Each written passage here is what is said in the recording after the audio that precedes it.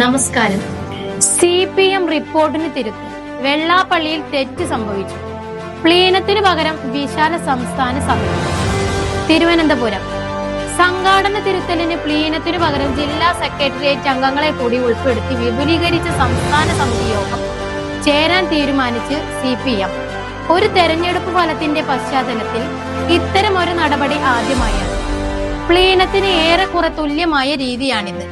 സംസ്ഥാന സെക്രട്ടറി അവതരിപ്പിച്ച തെരഞ്ഞെടുപ്പ് അവലോകന റിപ്പോർട്ടിൽ പല കാര്യങ്ങളും തിരുത്തൽ വേണമെന്ന ആവശ്യമുയർന്നിരുന്നു. വെള്ളാപ്പള്ളി നടേശനോട് നേതാക്കൾ സ്വീകരിച്ച സമീപനം പാർട്ടിയെ നശിപ്പിച്ചു. വർഗീയ വിഷയങ്ങളിൽ കടുത്ത നിലപാട് സ്വീകരിക്കാതെ മുന്നോട്ടു പോയിട്ട് കാര്യമില്ല.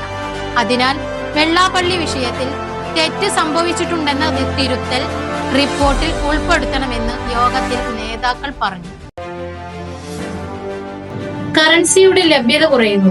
ATMകളുടെ പ്രവർത്തനം തടസ്സപ്പെടാൻ സാധ്യതയെന്ന് മുന്നറിയിപ്പ്. മുംബൈ. രാജ്യത്ത് ചെറുനഗരങ്ങളിലെ ATMകളുടെ വ്യാപകമായി പ്രവർത്തനം തടസ്സപ്പെടാൻ സാധ്യതയുണ്ടെന്ന് കോൺഫെഡറേഷൻ ഓഫ് ATM ഇൻഡസ്ട്രി. കറൻസിയുടെ ലഭ്യത കുറയുന്നതാണ് ഇതിനു കാരണമായി ഇവർ ചൂണ്ടിക്കാട്ടുന്നത്. ഇന്ത്യൻ ബാങ്ക് അസോസിയേഷനും റിസർവ് ബാങ്കിനും ഇതു സംബന്ധിച്ച് കോൺഫെഡറേഷൻ കത്തു നൽകി. കനത്ത മഴ. 3 ജില്ലകളിലെ വിദ്യാഭ്യാസ സ്ഥാപനങ്ങൾക്ക് ഇന്ന് അവധി. കോഴിക്കോട്.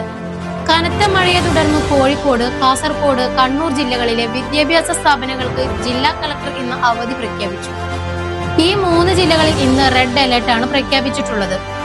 മലപ്പുറം, വയനാട് ജില്ലകളിൽ ഇന്ന് ഓറഞ്ച് അലർട്ടും പത്തനംതിട്ട, കോട്ടയം, ഇടുക്കി, എറണാകുളം, തൃശൂർ, പാലക്കാട് ജില്ലകളിൽ യെല്ലോ അലർട്ടുമാണ് പ്രഖ്യാപിച്ചിട്ടുള്ളത്.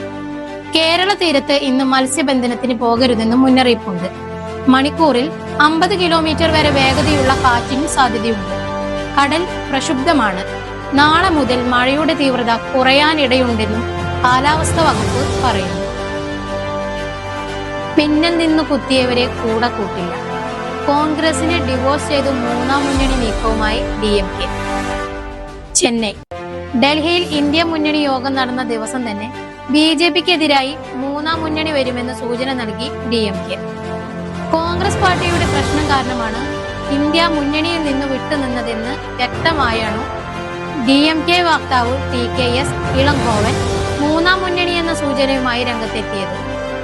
ഒട്ടേറെ പാർട്ടികൾ ഇന്ത്യ മുന്നണിയിൽ അകന്നു നിൽക്കുകയാണ്. BJPക്കെതിരായ പൊതു ലക്ഷ്യങ്ങൾ ചേർത്ത് ഭാവിയിൽ ഇവരെ ചേർത്ത് 3ാം മുന്നണി ഉണ്ടാക്കുമെന്നാണ് ഇളങ്കോവൻ പറഞ്ഞിരിക്കുന്നത്.